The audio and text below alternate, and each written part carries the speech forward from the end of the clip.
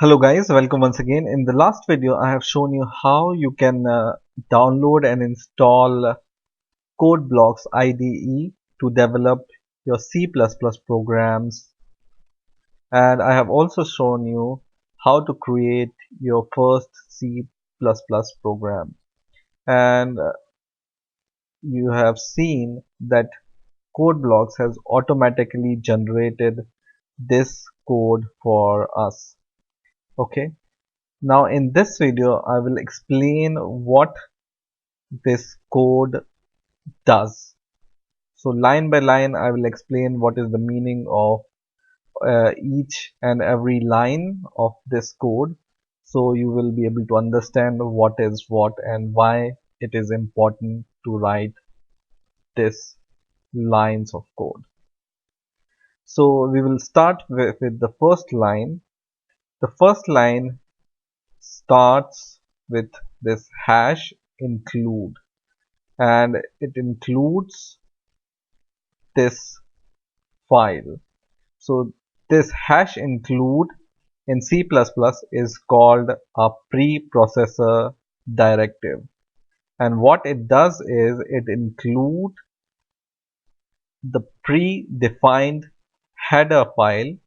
So think this as a file which is already present in C++, and this file is included by writing hash include.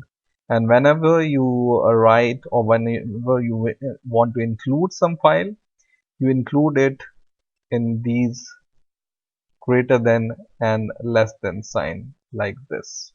Okay, so the first line means include a preprocessor directive. So this is a preprocessor directive, and this preprocessor directive include this file which is already present in your C++ program. So this is by default. Okay, and when you include this, this will include the header file. And what this header file will contain, this header file will contain some function which will be useful for us to develop our code.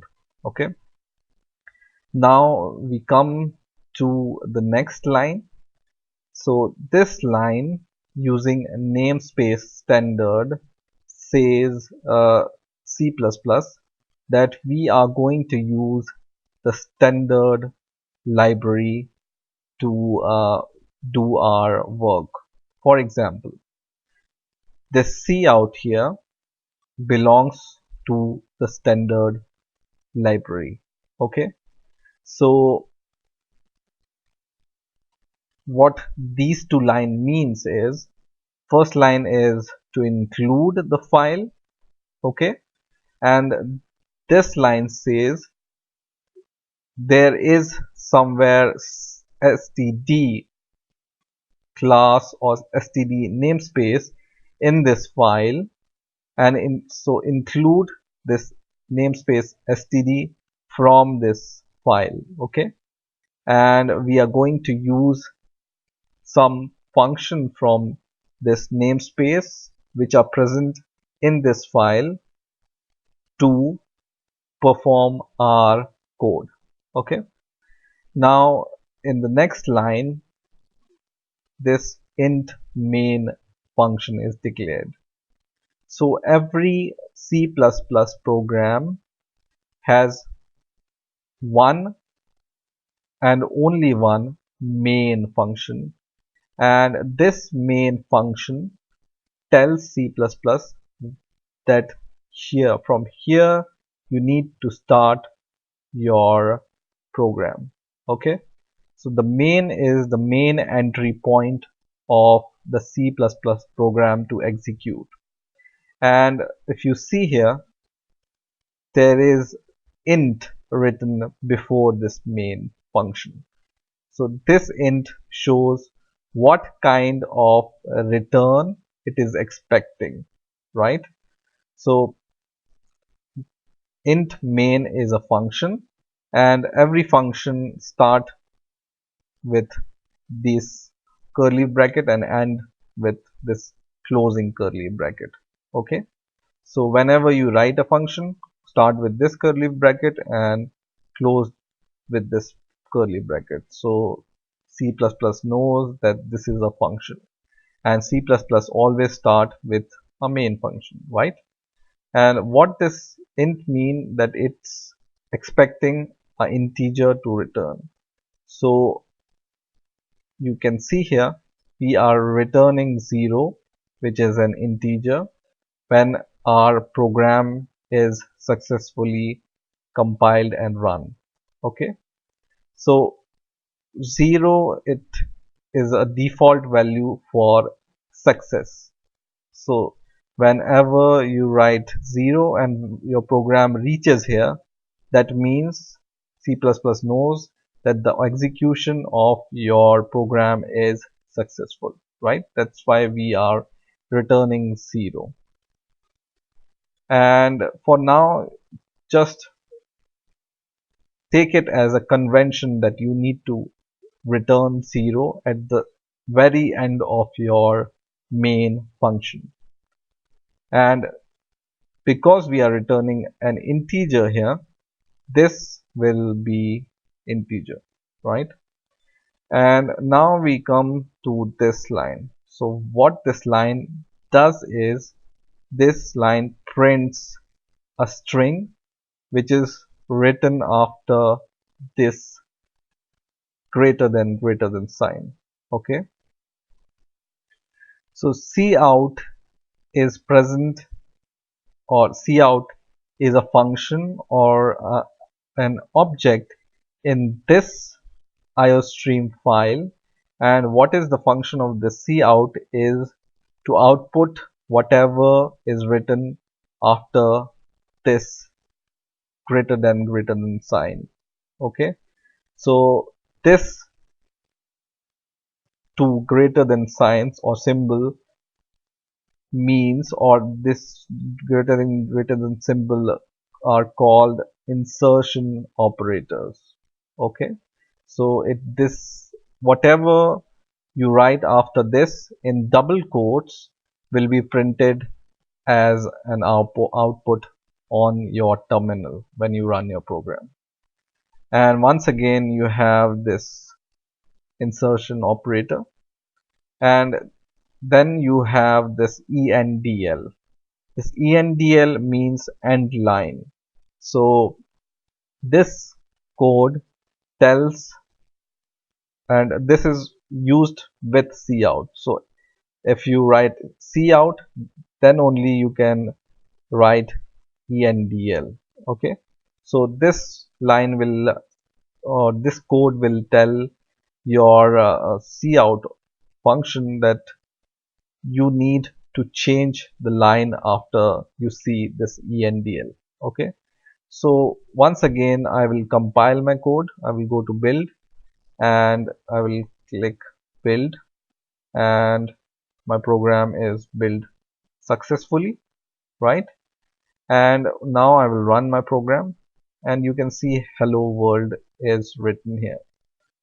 Okay, and now for example I will just copy this code and paste it once again. Then you see what happens. Once again I will save my code and build it once again, and once this is built I am going to write it. So 0 error, 0 warning. I'll run my code, and you can see there is hello world printed 2 times because I have written 2 times cout hello world ENDL. Now to show the use of this ENDL, I'm going to exclude this ENDL from the first line.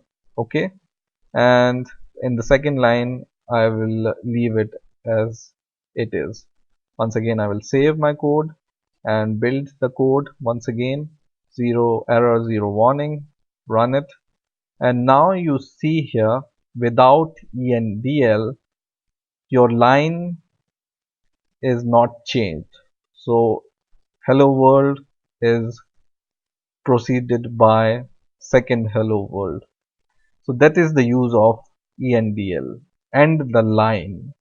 Okay, so that whatever you want to print in the next line, you can write ENDL and then it will print to the next line. You can also change line, or you can also go to the next line by using some other function or some other code also, which is like this. So you can write slash n, and slash n is read as one letter, and it says the code to change the line. So this means new line. Okay, and this will also work in the same manner as this ENDL works.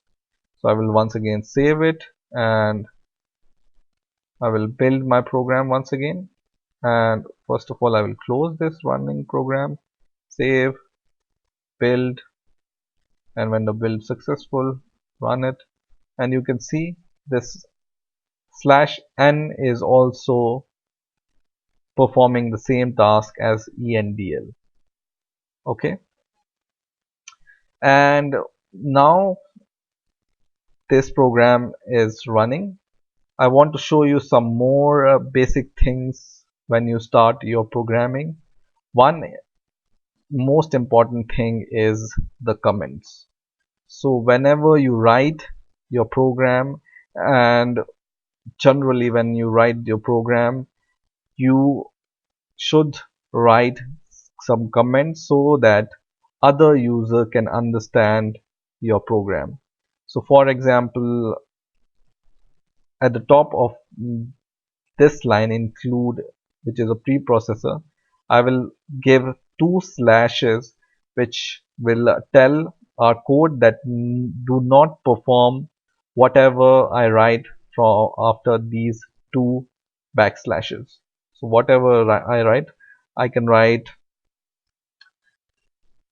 program to show hello world, and this line will not be executed by the code because this two slashes tells C++ not to perform this line. Okay, so comment, this line after two slashes is called comment, and this comments you can use to explain your code to the other user, whoever is reading your code. This makes your code readable. Okay, so this is one way to write comment. The other way is to write comment is you can just write this star. First of all, start with this slash star, and then once again the star, and then once again this slash. Okay, so whatever you write in between this slash star star slash is also be taken as not to execute. Okay, so there are two ways to comment in your code. One is slash slash is one, and the other is this slash star star slash. Okay, so in this way you can make your code more readable. So I hope you understood this basic functionality and basic description of this code. In the next video I will show you some more codes. So please stay tuned, and please rate, comment and subscribe, and bye for now.